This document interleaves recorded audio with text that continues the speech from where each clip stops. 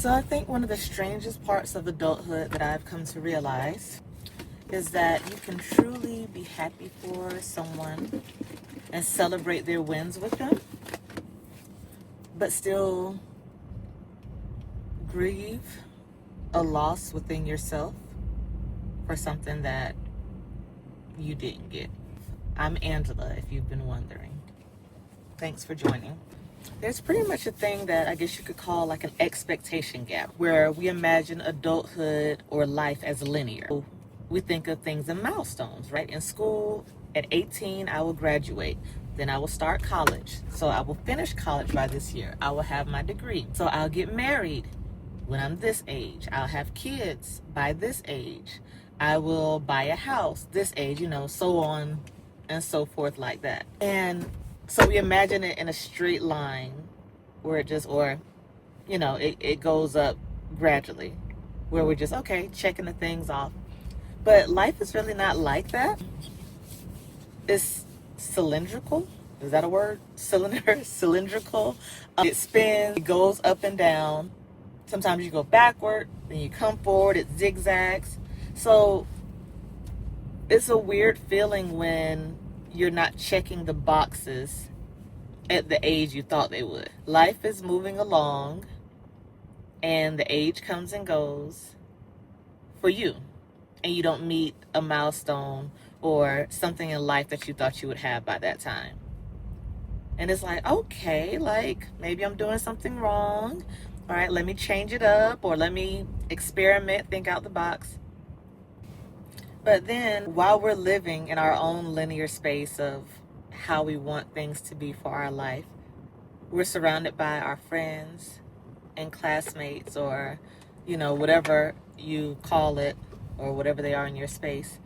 And sometimes they're getting the things checked off. It's almost like a textbook example. It's like, okay, hey, things seem to be aligning smoothly for them.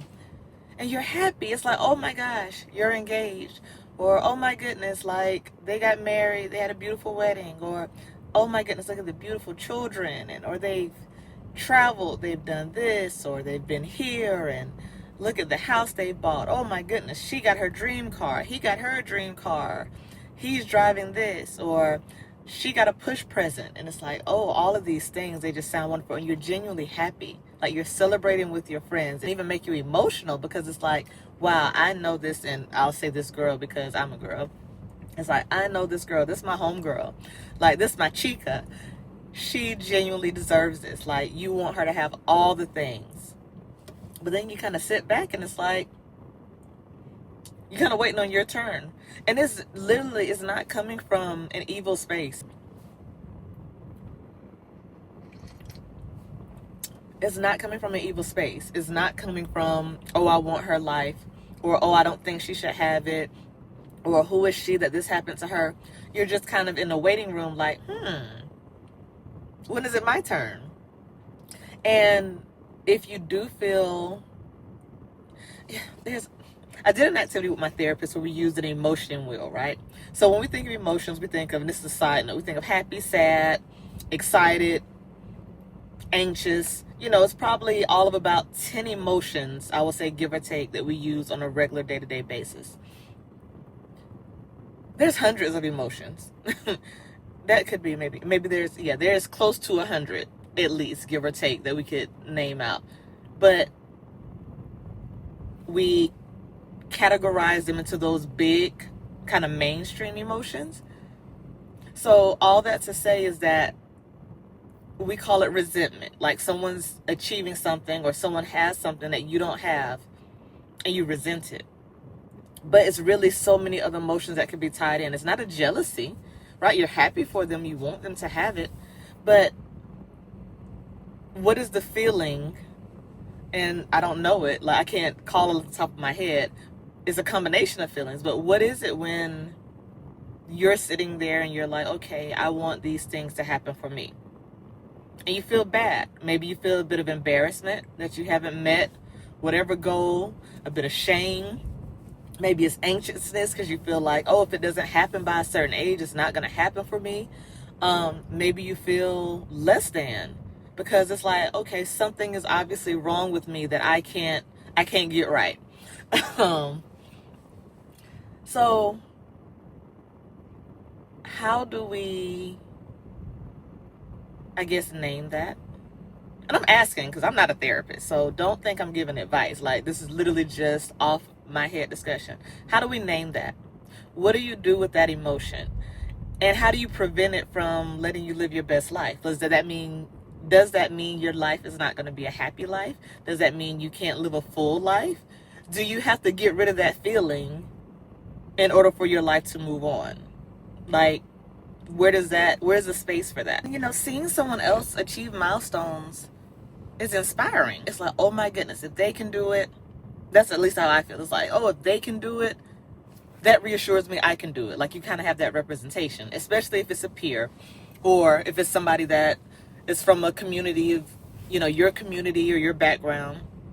So you're inspired, you get excited, you celebrate, but then you can still also feel sad. And I don't think envy and grief are necessarily the same thing. You can grieve something, or you could grieve an opportunity that you missed, or an opportunity that never came your way. It's like, oh, why didn't if I had this opportunity or this playbook or just this one thing, my trajectory would change. That's grief. It doesn't mean I'm envious of the other person, because envy would be more so, I see what that person has, I want what they have, like their exact thing, and I don't want them to have it. That's more envy, right? So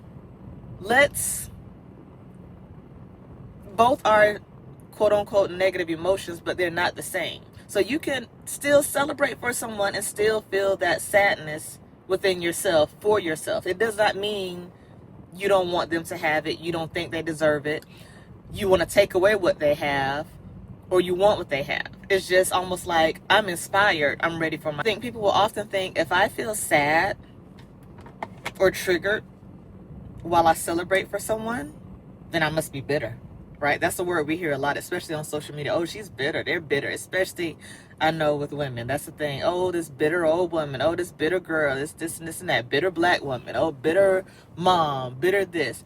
And it's like, bitterness is a thing, but it's not necessarily the emotion that I'm speaking on, or the feeling that I'm speaking on, or the experience that I'm speaking on. So a bit of the mourning comes into place when you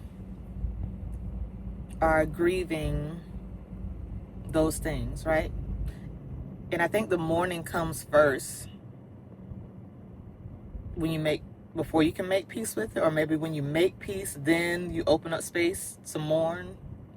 Or maybe when you make peace with the reality you don't have, then you can make space to grieve. I don't know. What comes first, the chicken or the egg, y'all? Let me know. But you say, okay, hey, I didn't get the house at this age. I didn't get married at this age. Or, hey, I got married and I got divorced.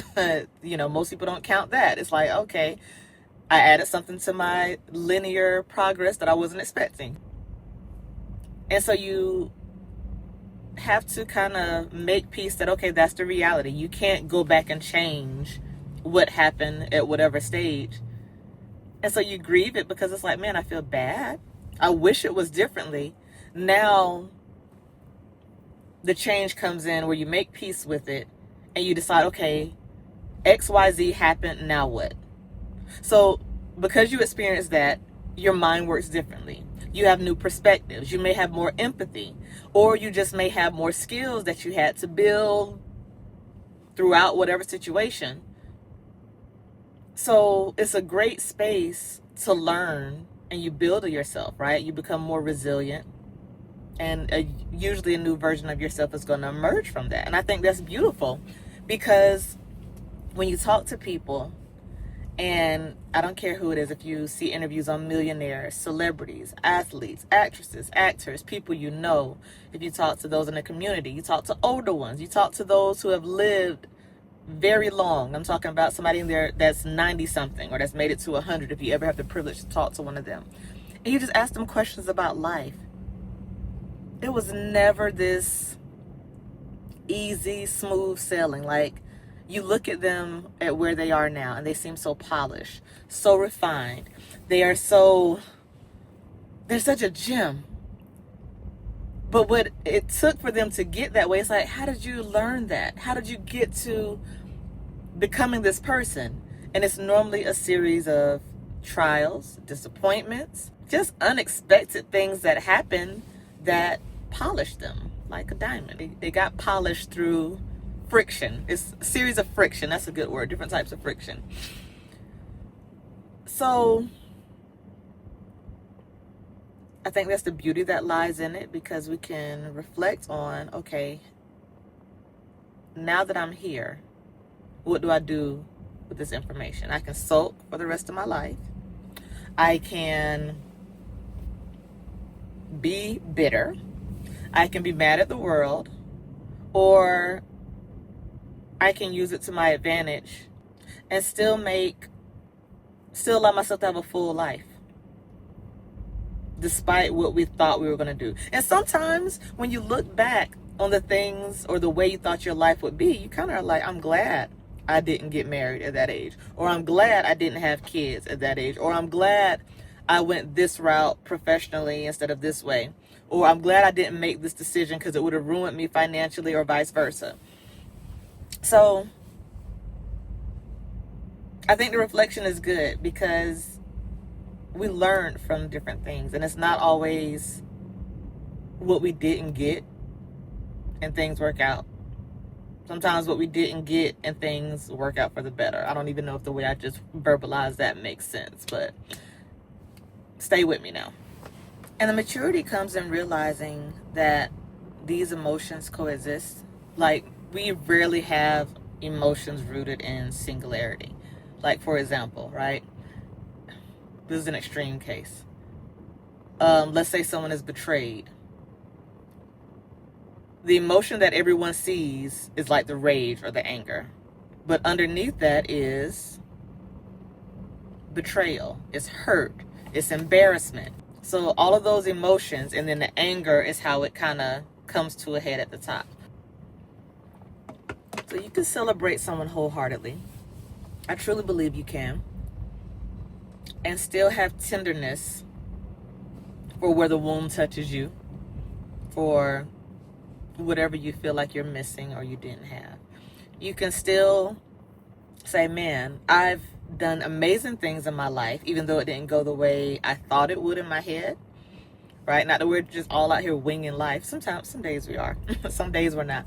But even if it didn't go quite as planned, man, look at what I've accomplished in my life. Look at where my life is. And still have that bit of,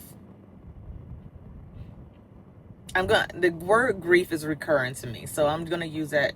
You're going to have a bit of grief for what you didn't get. And that's okay. That doesn't make you a bad person. That doesn't make you selfish. And that definitely doesn't take away from the beauty of the life that you're sitting in now. And once you realize that, I think it's healthy, because you can begin to separate those. Because if they're not separated, you feel like, oh, my life is horrible because I'm fixated on this thing. We don't want to be fixated on what we don't have. But if we can separate it, it's like, oh no, we appreciate where we are now. We're still building our life, but we can be reflective on maybe decisions that we would have done differently, because that's human. No one's making a perfect decision. Not one. We're not perfect. So you say, you know what? This would have been a smarter decision. Or you may look back and say, this decision worked out, but maybe it didn't warrant the result that I expected, even though things still went smoothly. I think that's a fair analysis. So I kind of been rambling, and that's kind of my thing. I'm very wordy, but maybe adulthood is less of us arriving at this pre-imagined destination, and it's more of us finding the beauty in where we've arrived, while still allowing space for what didn't happen,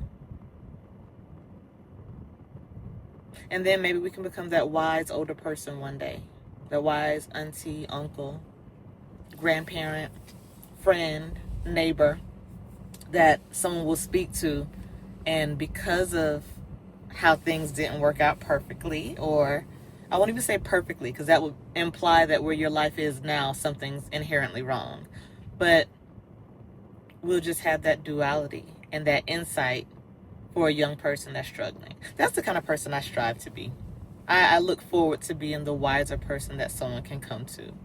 I think that's a amazing rock to have. I would love to be that amazing rock one day. But anyway, I guess that's the end of my ramble. If you've made it this far, my thoughts for the day. Thanks for tuning in.